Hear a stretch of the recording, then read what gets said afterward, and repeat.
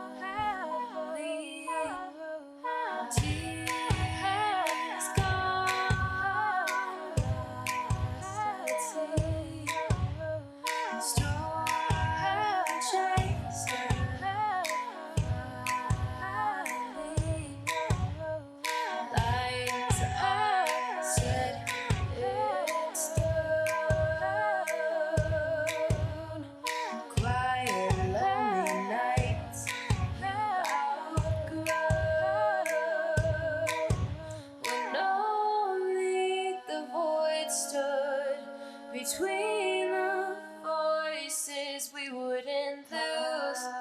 I got.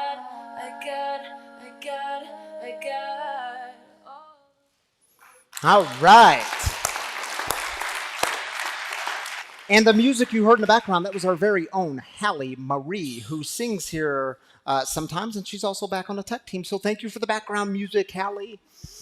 All right, y'all, the way we kick things off here at Free is we start with celebrations. We celebrate together. We lift up the good things that are happening in life, the new thing that's happening in life. And that can be sobriety anniversaries. That can be the new job you got, or the new living quarters you moved into, or the new baby that was born. Whatever new in your life, we want to celebrate it.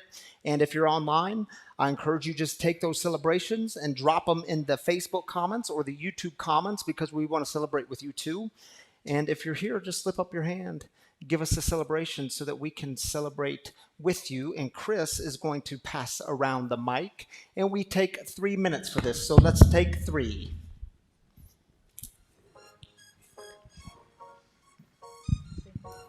My name's David. Got 9 months yesterday. All right, way to go, David. That's a big deal, dude. Big deal. Second row here, Chris. Yep. I'm Melissa, and I'm just grateful to be able to find gratitude in the struggle, and that I have my daughter here with me for the first time. All right, welcome. Glad you're here. Welcome.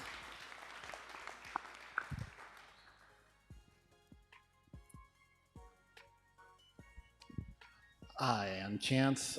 2 years ago, recovery brought me and this wonderful woman together. Last month, we were married in Jamaica, and in March, we're going to be celebrating a baby girl. All right. Congratulations on all of it. Very cool. Hey guys, Bobby, Tech Team Director here. I got a big celebration. If we could all say happy birthday to AJ on the count of 3. 1, 2, 3. Happy birthday, AJ. AJ's back on the Big tech 16. team. Way to go. Thank you for that, Bobby G.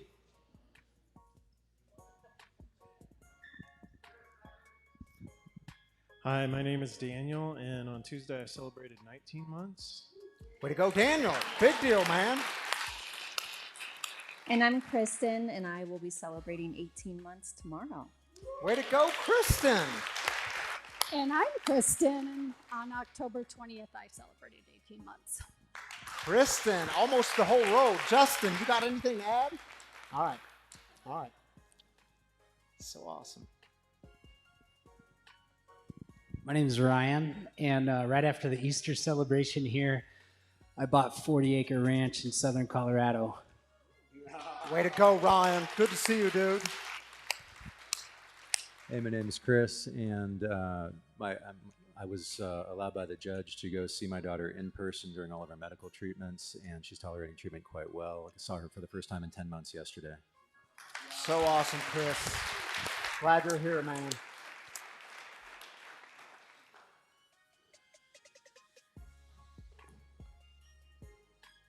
Anyone else? You got 24 seconds. Celebrations are good.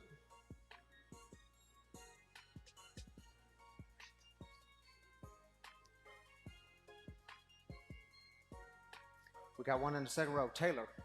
My boy Taylor here. I thought AJ was signaling me. He was just straightening his hair.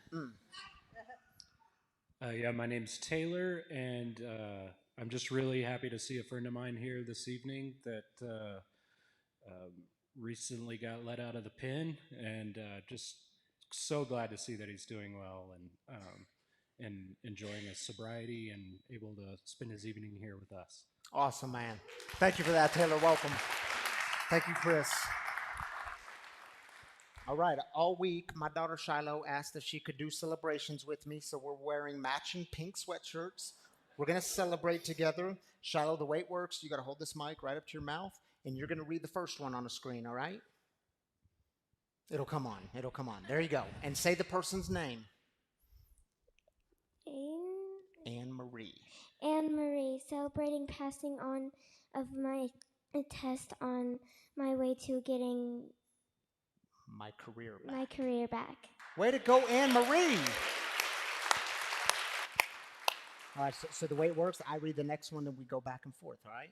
So Alyssa Z-Tech is watching online, and the Z-Techs are celebrating 2 weeks with sweet Grayson. Way to go, Z-Tech family, on the new little one, little Grayson. Hope y'all are getting some sleep. Okay, her name is Tisha. Tisha Boster. Mm-hmm. Thankful to be able to live stream since the family is Quarantining. That's a hard quarantined at word. home with COVID. All right, Tisha. Well, we're celebrating that you're able to join us tonight. Glad you're here. Vicky says, celebrating my son's Brett. Is Brett here? I saw him just a minute ago. Brett's birthday. God blessed him with another year and another birthday sober. Praise God. Brett, happy birthday, brother. Glad you're part of this community.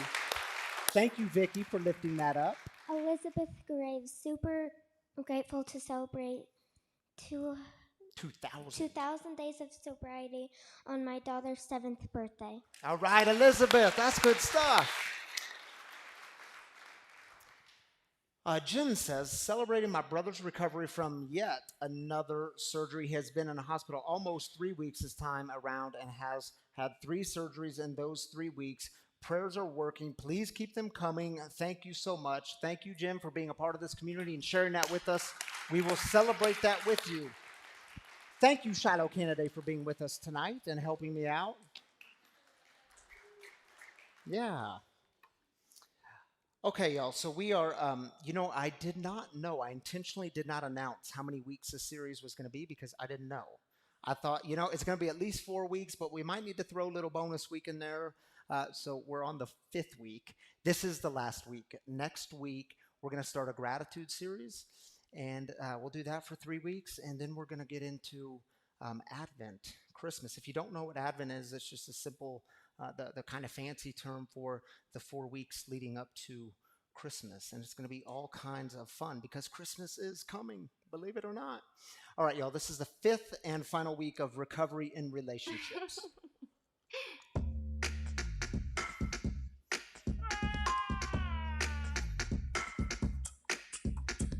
Boom.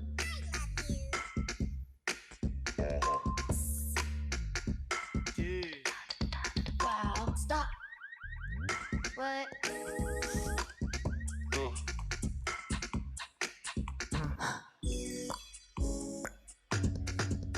Bye. Man, is that not the best ending? All right, y'all. So it was a few years ago. I co-hosted a podcast with my friend Gargi Agarwala. I know her name's just all kinds of fun to say, isn't it? Gargi Agarwala. She was, still is, a meditation teacher, and at the end of each episode of this podcast, she would offer the most beautiful meditations, and we called this podcast Third Way Thinking. And one of the guests we had her on to interview her, have a conversation with her. Her name is Julie Clark. Now, you might not know Julie Clark, but you might be familiar with some of her work. She is the founder and creator of the Baby Einstein videos. You remember those? Yeah, some of your kids were raised on these things.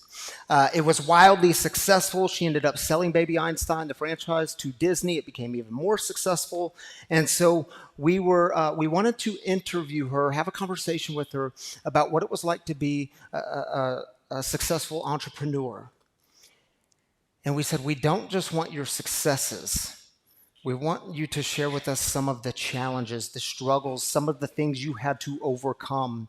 And man, her story just stuck with me.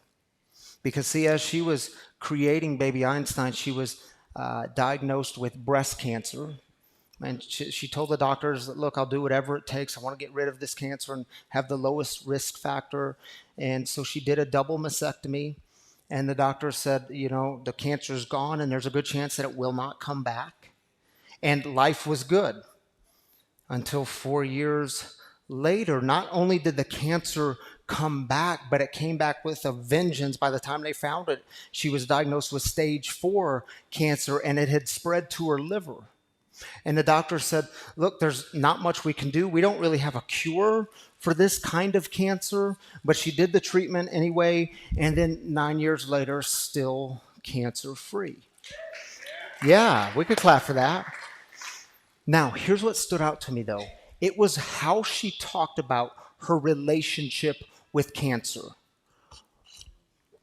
She said, I had to arrive to the place to where I didn't own the cancer.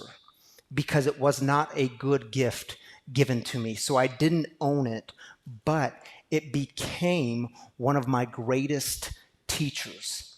It taught me to not be a victim to the thing that was given to me. Interesting, huh? Now, what's this have to do with recovery, your recovery, and relationships? Because here's what I can tell you. You will have people in your life who provoke you, they irritate you, they betray you, they annoy you, and the thing is, you want to stay clean and sober. You will have people in your life who the thing they're handing to you, it isn't a good gift. In fact, the thing that they put out in the world, it's like a poison, it's like a cancer, and it likes to spread. You will have people in your life where you look at them and you say, whatever they do, I'm pretty sure I'm just going to do the exact opposite. And see, what do you do with these relationships? Now, many of y'all know that right out of high school, I left Missouri, I went up to Michigan, and I attended a small Christian fundamentalist Bible school because I was training to be a pastor. And Christian fundamentalism, that was the thing that was handed me. It's like the culture that I grew up in the Midwest. And so many of you also know that I was there for 1 month, and I received the news that this disease of addiction got my brother. Got clean and sober for a while, relapsed in the midst of relapse, got behind the wheel of a car, drunk, and died that night. So I took a week off, I went home, and then I came back to Michigan, back to do classes, and I was there for a couple of months, and man, I'll never forget this class that I was taking. It was a theology class, and I remember that particular day, class was all about like learning the facts, memorizing the facts of the Bible, because of course that's what faith is. And it was all about knowing exactly what you believe and subscribing to a particular set of beliefs. And this was important because it would determine if you're in or out. If you have the right beliefs, then you're good. But if you don't, then you're out when it comes to God's love. And it was all about, once you get those set of beliefs, then you have to be able to defend that set of beliefs. In the theological world, in the religious world, this is called apologetics. And so we had to be able to argue with people and debate with people because we were told the world's going to come after you and you got to know what you believe, and especially be aware of the gay community because they're going to come after you and you got to know how to debate them and how to defend what you believe. And whatever you do, don't ever, and by the way, I don't know why we thought it, but we always thought the gay community was after us. Right? Yeah, Jim, you like that one, huh? Yeah, you were always after us. You were going to turn us, you know? So it was all about what you believe, and then whatever you do, don't have doubt. Don't have doubts when it comes to God. Don't question the Bible, because the Bible says it. I believe it. That settles it. That's how we approached it. And y'all, it was a 3-hour block class, and so halfway through we took a break. And during the break, I went up to the professor, and man, I just had all kinds of questions. I was deep in grief, and nothing was making sense to me. And I started expressing these questions to him, and man, my heart was torn up. And I'll never forget what he said to me. He kind of looked at me, and he dropped his glasses down, and he said, "It sounds to me like you're just looking for a reason to turn your back on God." Yeah. And I'm thinking to myself, dude, are you serious? I have given my life to this stuff. Do you know what just happened? My life's been turned upside down. My faith has been turned upside down. Of course I've got some questions, don't you? And y'all, also in that moment, I had this thought, this gut feeling, this impulse, this intuition. Looking back, I now call it God. I didn't have language for it at the time, but I had this thought. If I don't do what he's doing up there in front of the classroom, like as long as I don't do that, I think I'm going to be okay. You know what I mean? That was my last day there. I had my car, the dorm room packed up in my car before that class was over, and I was out of there. It was still, looking back, one of the best decisions I made as a 19-year-old. Do you remember last Saturday night? I was losing my voice For those of you that, my voice was like shot. And we get home Saturday night, we get in bed, and by that time my voice was completely gone. And the thing is, I couldn't go to sleep because I was coughing. So not only did I lose my voice, I couldn't stop coughing. Finally, at 3 a.m., I decided, you know what? I should probably not keep my wife, Tammy, awake. So I'm going to go downstairs, lay on the couch, and get this. I turn on the TV. And y'all, I have no clue how this happened. Maybe it was one of my kids. But when I turned it on, it was on one of those religious stations. Yeah, with a TV preacher. And here's the thing. In high school, I was that kid, I would fall asleep to TV preachers. Really. I'd fall asleep to them. It just so happened that this TV preacher was one that I watched as a kid. And so I thought, all right, I'll bite, I'll watch. So here I am watching. I got one eye open. I can't stop coughing. And y'all, this whole message was about if you could just obey God more, if you could just pray more. And by the way, if you could just give more money to my particular ministry, then God is going to bless you. You're going to have all the health and wealth and prosperity that you could ever want. And I'm laughing to myself. I was able to chuckle, and I thought, I remember this. I remember it. And as long as I continue to not do that, I think I'm going to be all right. You know what I mean? 5 years ago, we had a family member walk out of our lives. One that I was close to, one that I deeply loved. I talked to him that night, but I have not heard from him since. And still to this day, it has been the most difficult thing I have walked through in my sobriety. Because y'all do know, just because you get clean and sober, it doesn't mean hard things stop happening. You will still go through the hard, and the good news is you don't have to pick up a drink through it, right? Still the hardest thing I've gone through. And what I had to come to realize was he chose a different path. He chose different things. He chose different values. And I had to come to realize that everything he chose, I'm pretty sure I need to choose like the exact opposite. So here's why I tell you these stories. Because it was a couple of years ago, I listened to a podcast. Rob Bell, one of my favorite spiritual teachers, he does what's called the Robcast. I highly recommend it. And man, when I heard this podcast a couple of years ago, it finally gave me the language for all of this stuff. And the idea, the image that he dropped in this podcast, it was so simple, like ridiculously simple, like, oh my goodness, why didn't I think of that? So simple. I want to share it with you, see if it resonates. So first, you do know that everyone, including you have some North Stars in your life.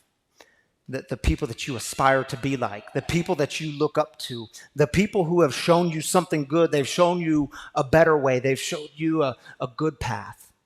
Yeah, these are North Stars in your life. They might be teachers that you've had, or mentors, maybe even sponsors in your life. But you also have those people in your life who are going to provoke you, irritate you, annoy you, betray you, and they too are your teachers. And here's the image he dropped. He said, but they're not North Stars, but they're South Stars. Yes, South Stars. How come I didn't think of that? Here's the simplicity of a South Star.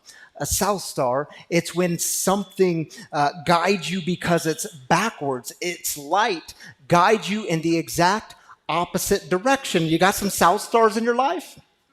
You see, my brothers and sisters, can we find inspiration, energy, and guidance even in all the South Stars? All the negative, all the things that frustrate you. Of course you can find it in the North Stars. They're everywhere.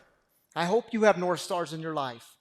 But what about the South Stars? You figure that out and you have just hacked into the system. You figure that out and now the whole thing is rigged in your favor. North Stars and South Stars. Because here's the deal. So many people don't know what to do with all the negativity that comes their way. Is it true? Yeah, the relationships in your life. Where, man, these people, maybe it's your coworkers, maybe it's family members, Maybe it's a certain group of friends, a certain network. And you know these people, they have the supernatural ability, like a kid in an elevator, to just start pushing all your buttons at the same time. Man, all of a sudden you light up. Or how about those people in your life where some of you have them, I know it. The people who for them everything is an argument. Everything is a debate. And they get stuck on an issue or issues, plural, and their whole life is about trying to convince you of why they're right and you're wrong and you've got to see it their way. And they're always inviting you into this debate. And y'all do know you do not have to accept every invitation given to you, right? Ooh, how about this one? What's happening this week in our country? Yeah, midterm elections. Whew, some of y'all just got all bristled up just saying it, didn't you? Have you scrolled through social media lately? Turn on the news lately? Okay, keep doing it then. Yeah, is it true? Man, when that, and it doesn't matter what side you're on, Republican, Democrat, somewhere in between, when that politician opens their mouth, something inside you just starts to rumble. And your first thought is, how are they so stupid?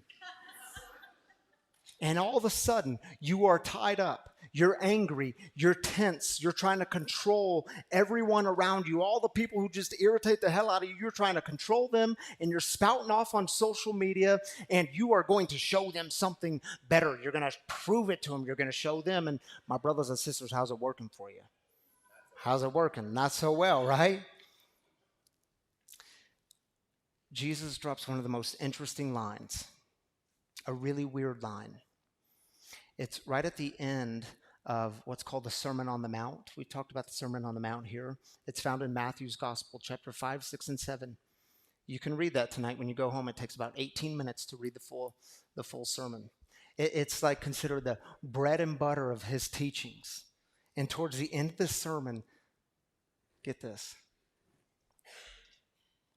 Do not give dogs what is holy. Do not throw your pearls to pigs. If you do, they may trample them under their feet and turn and tear you to pieces. What the heck does he mean by that? Jesus, why you got to say it that way? In other words, I think what he's saying is, listen, not everything and everyone is worthy of your energy. Stop trying so hard. Stop throwing your most valuable things to pigs.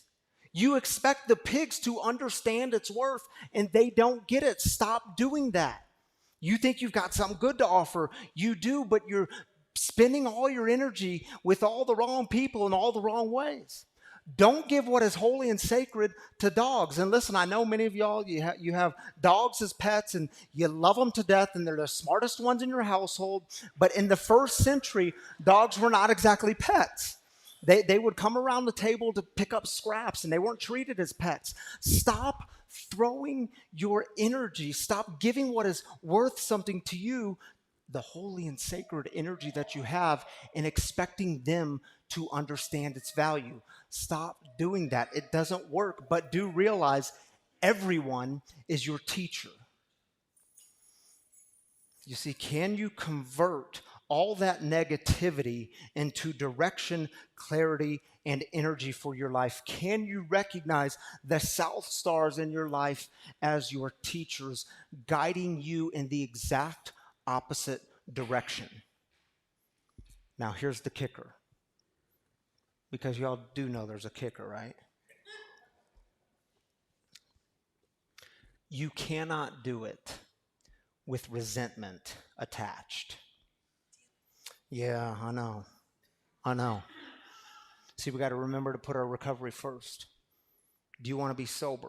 Do you want to stay sober, mind, body, and spirit?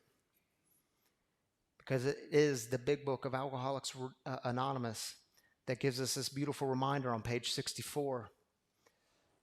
Resentment is the number one offender. It kills.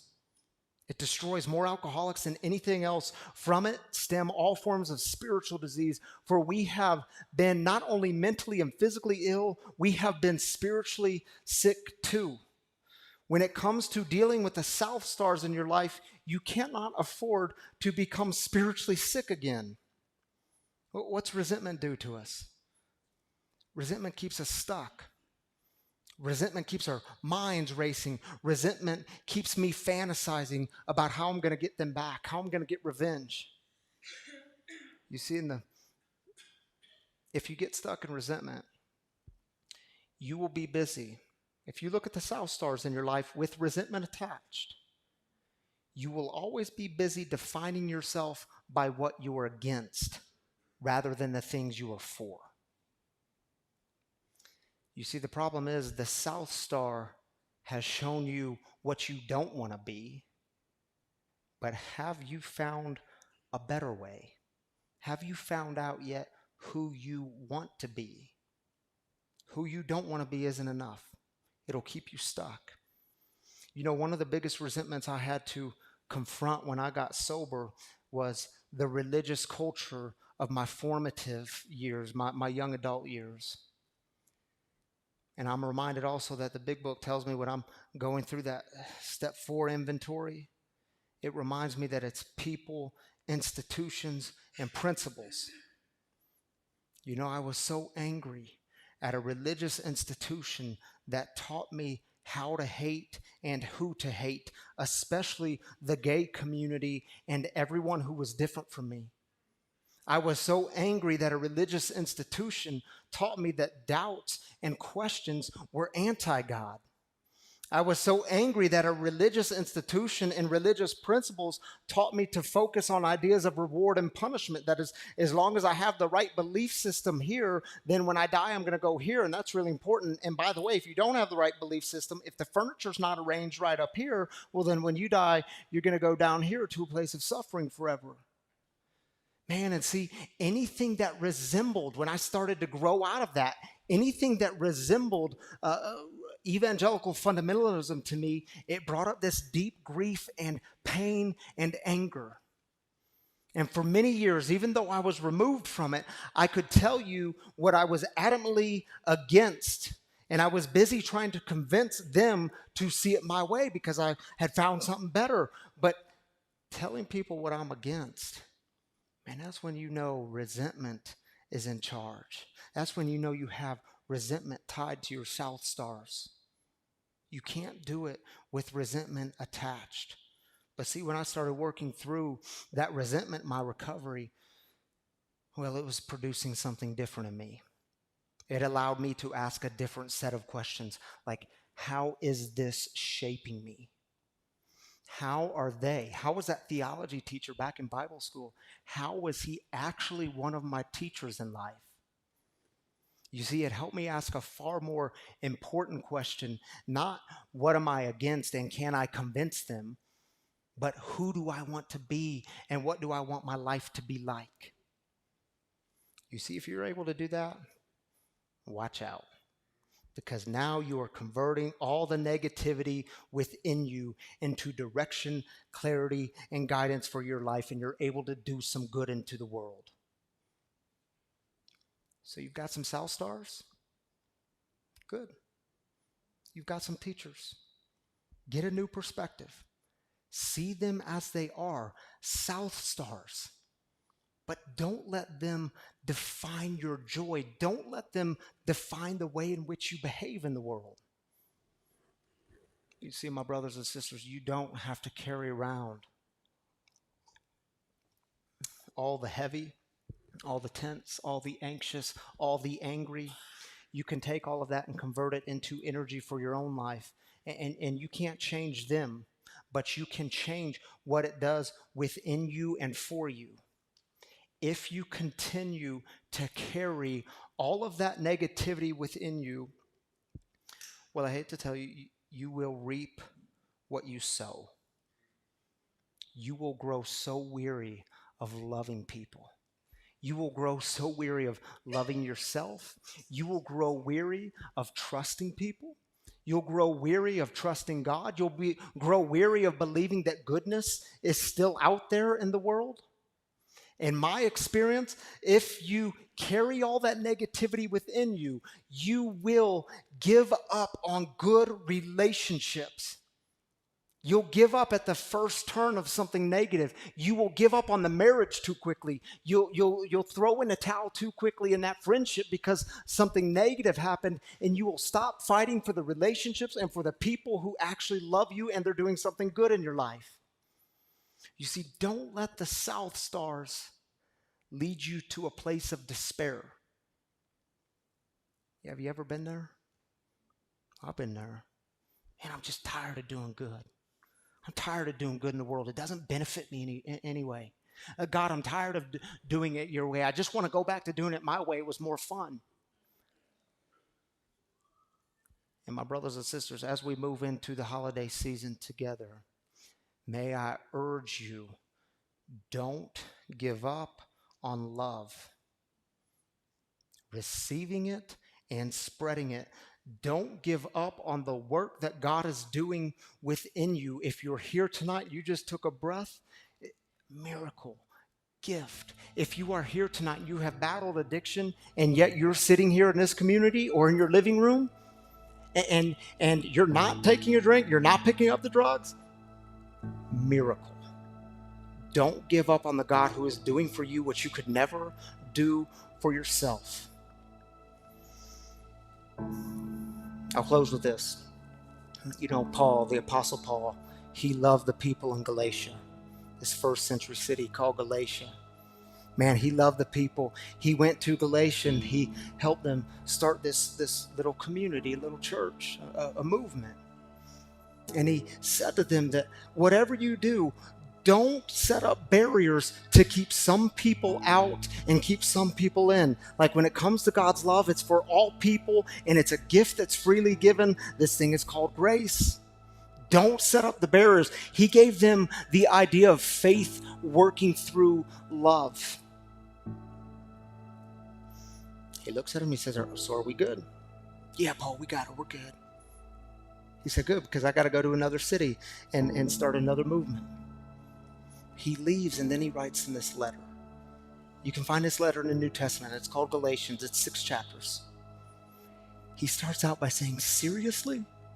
Seriously? I've been gone for 2 minutes and you're going back to old ways? You're telling people that they're out, that they're not worthy of God's love? He says, who put a spell on you? Why are you going back to that? And you can hear the Galatian people saying, well, Paul, you just got to understand. The religious leaders came to us and they told us that you had it wrong and that we need to set up more barriers and keep people out. And we got to keep the rules. And it's all about doing the right thing, following all the rules. And then God accepts us. And they say, besides, Paul, we're tired of doing all the good you speak of. It's not benefiting us. We don't see how it's helping us grow. We're tired of doing good in the world. It's easier to set up walls. So he closes his letter with this sentence. This little church was filled with a bunch of South Stars in their life. He said, make no mistake. God is not mocked. A person will harvest what they plant. Let's not get tired of doing good, because in time we'll have a harvest if we don't give up. My brothers and sisters, don't allow the South Stars in your life to lead you toward giving up on love and goodness in the world. As we hear it so often spoken in the rooms of recovery, don't give up before the miracle happens, which is indeed the greatest harvest. So take a few minutes and reflect. Who are the South Stars in your life? Are you allowing them to lead you to a better place? To do some good in the world? Don't give up on the good. This song is called I'll Keep On.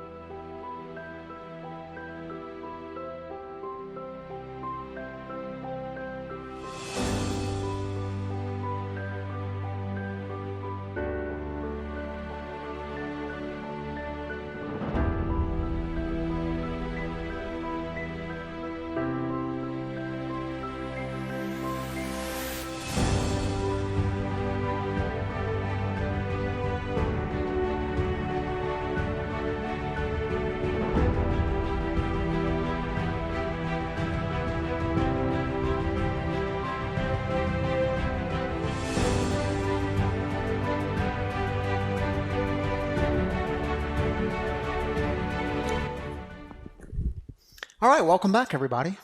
It's good to be with you again. So, if you're new with us this evening, you should know that every single Saturday night we have a guest storyteller in the house to join me in the living room to share some of their experience around the topic at hand.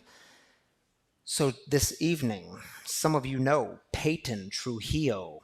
Man, he's one of the most gentle guys I know in recovery, and he actually works this stuff, and his life, I mean, get that, it's a weird thing.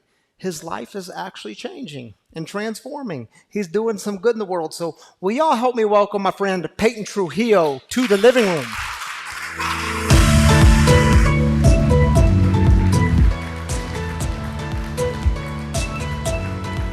Come on up here, big guy. Glad you're here. Mic is on. It's yours. Cool. Payton, look at you up there, dude. Oh, man, it went away right when you looked. Thanks, Chris.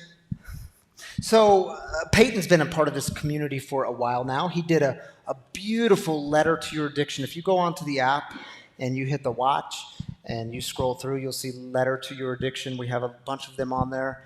He gave one of the most beautiful letters and so meaningful, powerful. And so I asked Payton, because I've been watching Payton. Like I said, his life has been changing, and he's doing some incredible work in the world. And I said, dude, we got to just get you up in the living room and talk about some of this stuff and how your life is changing.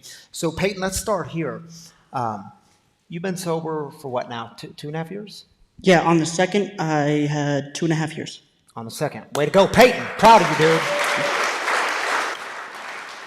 So, I think it would be worth hearing from you, just briefly, what it was like getting sober, and even back up a little bit. What was that bottom like for you, and how did it happen? Okay. Well, I started drinking at 14. My dad had passed earlier that year, and it was very, as Ryan was saying, that I wish I could have used it then, but I saw that as an excuse to start drinking. And that fueled my drinking for the next few years. I went through high school drinking. I lost a friend due to the disease of addiction as well. And that was just a reassurance of why I was doing what I was doing. I went 2.5 years late. That's where I met my daughter's mom. And due to my drinking, I lost my family. I created a South Star in my life. And about a year later, his mother, the friend who had passed away, she came and talked to me, and she asked the question, do you want to go to treatment? Back up a little bit. What happened that night with your daughter? Because when we were talking about your story, you said, dude, that was the night. That's when you realized addiction was taking everything from you. Ooh, the hat just got backwards. Bobby asked. So by this time, my daughter's mom and I had split up. I had my own apartment, and my drinking was in full-fledged at this moment. And it was my birthday weekend, I think. And I was begging, and I said, please let her spend the night. So she agreed, not so willingly, but as soon as she dropped her off, maybe 10 minutes goes by and the obsession kicks in. And I find myself down the street with my daughter in her carrier in the liquor store, shopping for my shooters. And, later that night, she was checking in on me and she realized I was drinking. So she came to pick her up. And from that moment on, I was not trusted. I created that South Star due to always I was very, not physically, but verbally violent. And that wasn't just to her, that was to my mom, that was to friends, that was to family. Anybody that was trying to get in my way, I created a lot of South Stars in my life.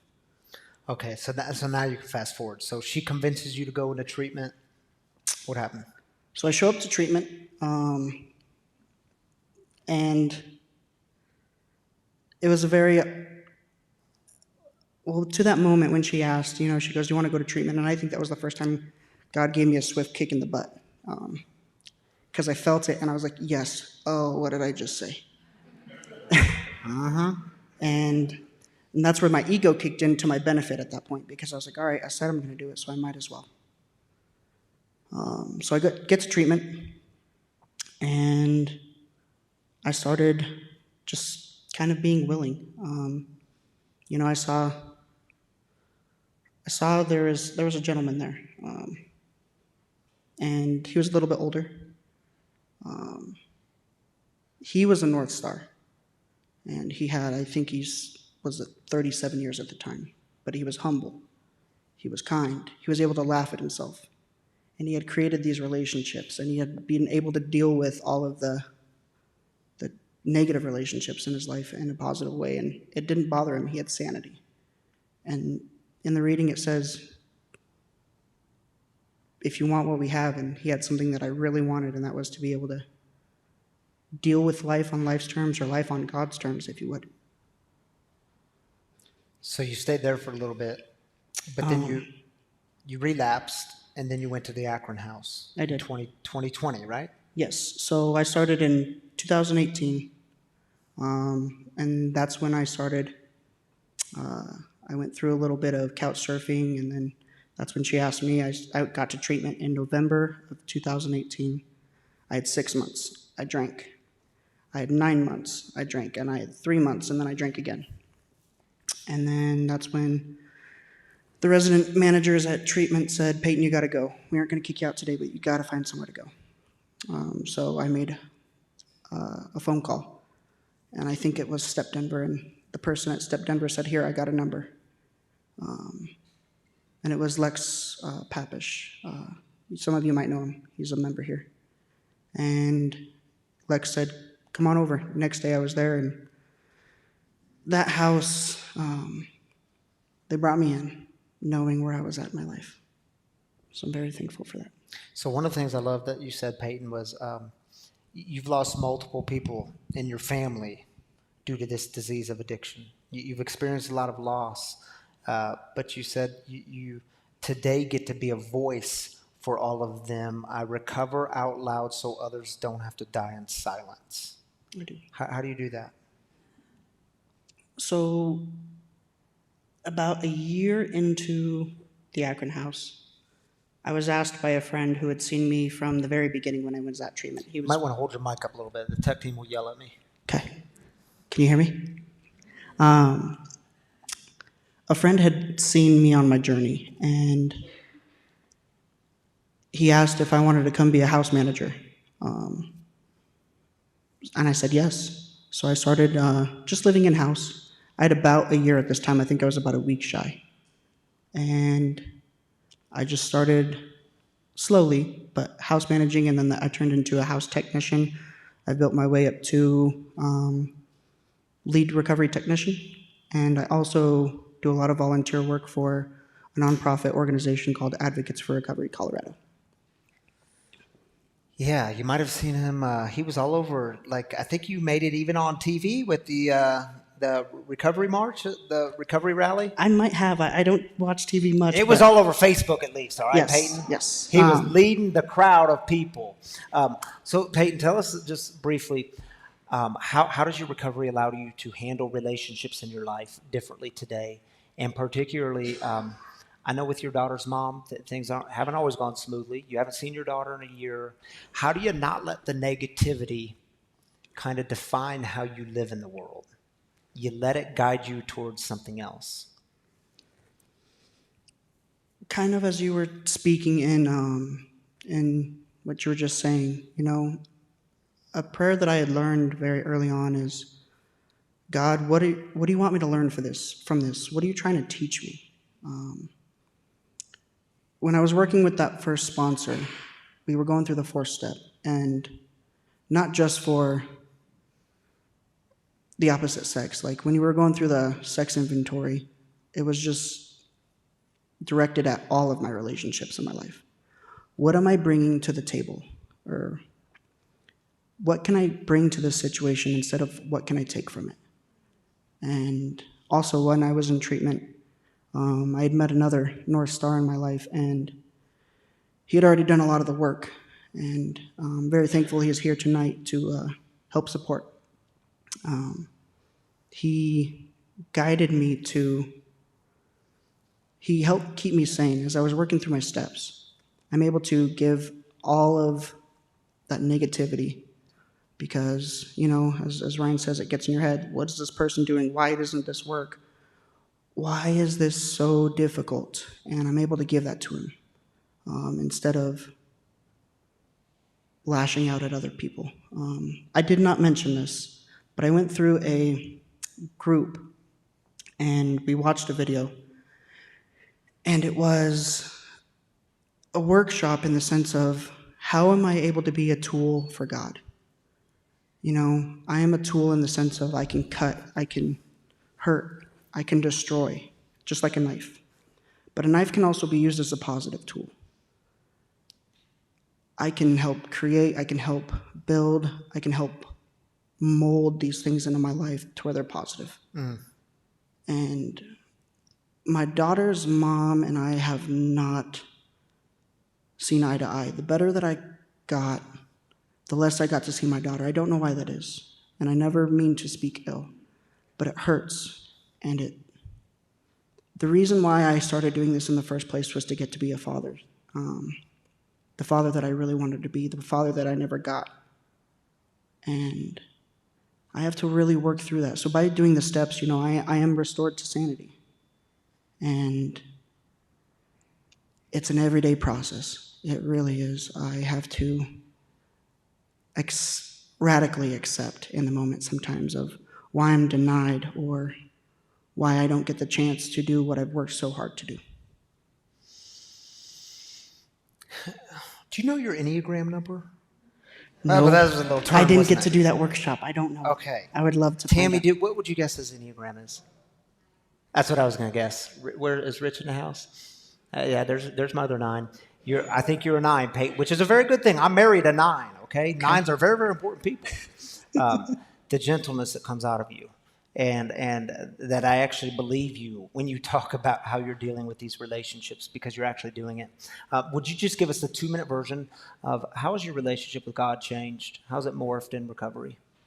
Because you dropped, you said, well, go ahead, you tell us, and if you don't say it, I'll say it.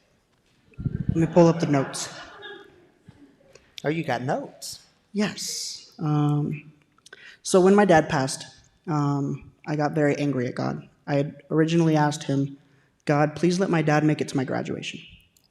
And when my dad passed when I was 13, I looked up and I said, I know you're there, but I want nothing to do with you. And from that moment, until I got to treatment, I shut him out of my life. Let's see here. One of the things you told me, Payton, was the conception of God was I have room to grow, and God is not a fixed idea. So stuck with me, man. In the big book, it says, I think it's when he's talking to Ebby Thatcher, and he says, well, why don't you choose your own conception of God? And unlike a concept is a fixed idea. Like when you go to a restaurant, it's a fixed idea. But a conception, like a baby, has room to grow. It doesn't have to be fixed in the sense of I can pick and pull these pieces out of my higher power that I choose for myself. And it has room to grow. And because of that, I've learned that my God is loving, he's kind, he's teaching, he is everything and all things good. Payton, anything you want to let the people know, those who are getting ready to give up on a relationship, those who are maybe throwing in the towel too quickly, those who have maybe, they're on the verge of giving up, that there truly is goodness in the world. Anything you want to leave them with?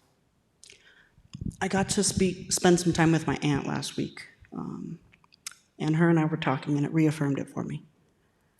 What do I want to be remembered for? What do I want people to think of when they think of me? I want to build these relationships. I want to fix the ones that I've broken. Be kind. Be generous. Be loving. Be that friend that somebody might really need because they might not have it besides you. Like the great commandment, love your neighbor as you love yourself. And a recovery is possible, and we get to show that today. Be that person for them. Payton, you, my friend, are not a South Star. You are indeed a North Star. Thank you. Thank you for being here tonight. Payton Trujillo, ladies and gentlemen. Thank you. Love you, brother. I'll turn this off for you. Thank you. Payton will stick around tonight, and he'll be here hanging out. So if you want to ask him some questions or get to know Payton more, I highly recommend it. Thank you, Payton.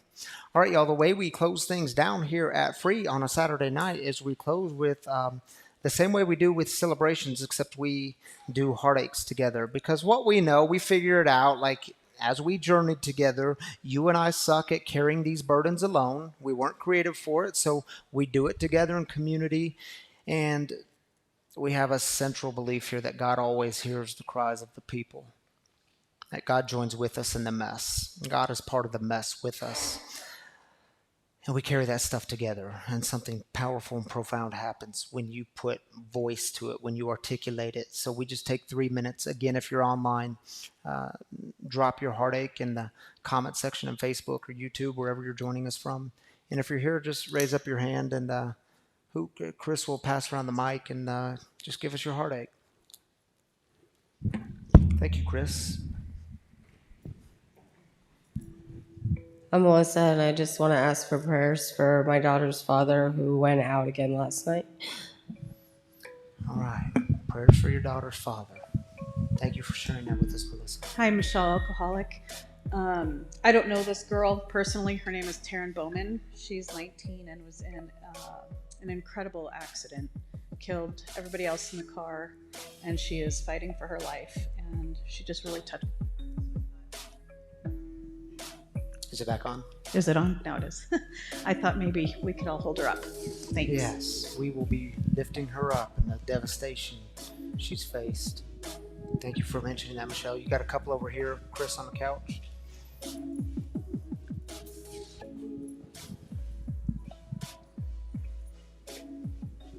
My name is Rashad. Just asking for prayer for our Sparrow family. We lost one of our leaders a few weeks ago, and his memorial was today. Thank you. Prayers for you, Rashad, and the whole crew there, and all the friends and family who are dealing with that heaviness. Thank you for lifting that up.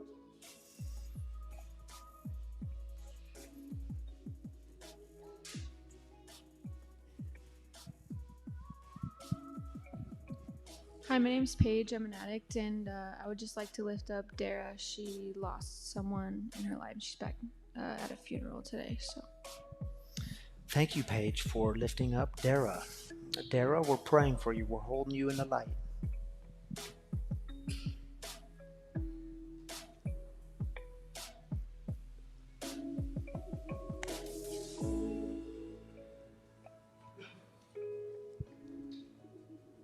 Anyone else?